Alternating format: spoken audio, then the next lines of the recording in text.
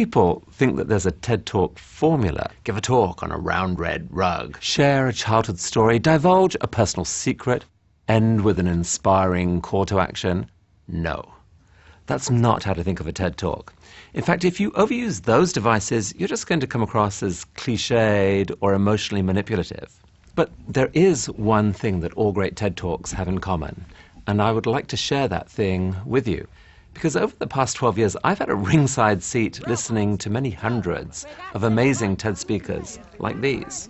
I've helped them prepare their talks for prime time and learn directly from them their secrets of what makes for a great talk. And even though these speakers and their topics all seem completely different, they actually do have one key common ingredient. And it's this. Your number one task as a speaker is to transfer into your listeners' minds an extraordinary gift, a strange and beautiful object that we call an idea. Let me show you what I mean. Here's Hayley. She is about to give a TED Talk, and frankly, she's terrified. Hayley Van Dyke.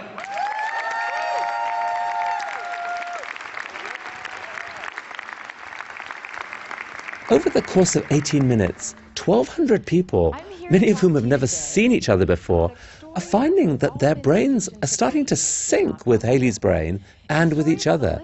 They're literally beginning to exhibit the same brainwave patterns. And I don't just mean that they're feeling the same emotions. There's something even more startling happening. Now let's take a look inside Hayley's brain for a moment. There are billions of interconnected neurons in an impossible tangle.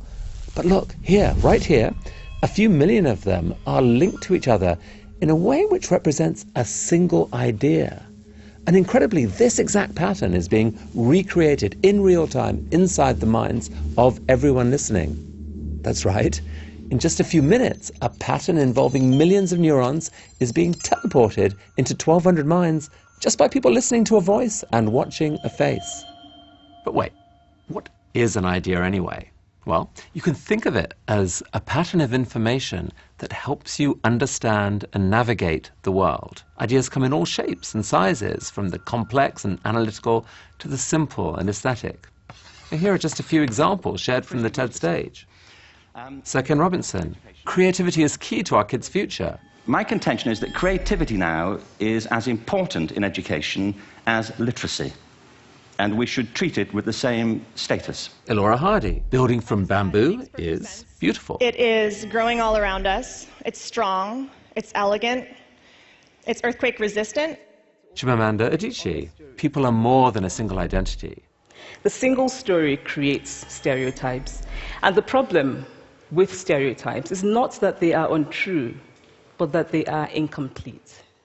Your mind is teeming with ideas, and not just randomly. They're carefully linked together. Collectively, they form an amazingly complex structure that is your personal worldview. It's your brain's operating system. It's how you navigate the world. And it is built up out of millions of individual ideas. So, for example, if one little component of your worldview is the idea that kittens are adorable, then when you see this, you'll react like this. But if another component of your worldview is the idea that leopards are dangerous, then when you see this, you'll react a little bit differently. So it's pretty obvious why the ideas that make up your worldview are crucial. You need them to be as reliable as possible a guide to the scary but wonderful real world out there. Now, different people's worldviews can be dramatically different. For example, how does your worldview react when you see this image? What do you think when you look at me? A woman of faith, an expert, maybe even a sister, or oppressed, brainwashed, a terrorist? Whatever your answer, there are millions of people out there who would react very differently. So that's why ideas really matter. If communicated properly, they're capable of changing forever how someone thinks about the world and shaping their actions both now and well into the future. Ideas are the most powerful force shaping human culture. So if you accept that your number one task as a speaker is to build an idea inside the minds of your audience, here are 4 guidelines for how you should go about that task. 1. Limit your talk to just one major idea. Ideas are complex things.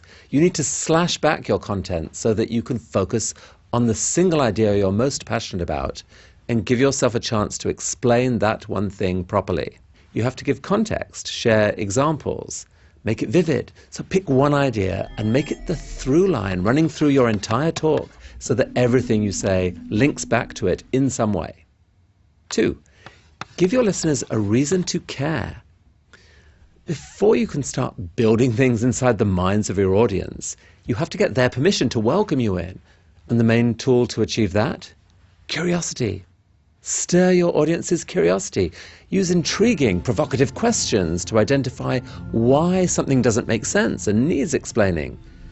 If you can reveal a disconnection in someone's worldview, they'll feel the need to bridge that knowledge gap.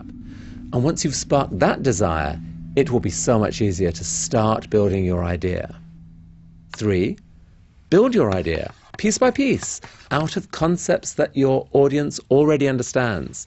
You use the power of language to weave together concepts that already exist in your listeners' minds. But not your language, their language. You start where they are. But speakers often forget that many of the terms and concepts they live with are completely unfamiliar to their audiences. Now, metaphors can play a crucial role in showing how the pieces fit together because they reveal the desired shape of the pattern based on an idea that the listener already understands. For example, when Jennifer Kahn wanted to explain the incredible new biotechnology called CRISPR, she said, "It's as if for the first time you had a word processor to edit DNA.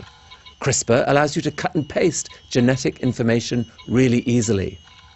Now, a vivid explanation like that delivers a satisfying aha moment as it snaps into place in our minds. It's important, therefore, to test your talk on trusted friends and find out which parts they get confused by. 4, here's the final tip. Make your idea worth sharing. By that I mean ask yourself the question, who does this idea benefit? And I need you to be honest with the answer. If the idea only serves you or your organization, then I'm sorry to say it's probably not worth sharing. The audience will see right through you.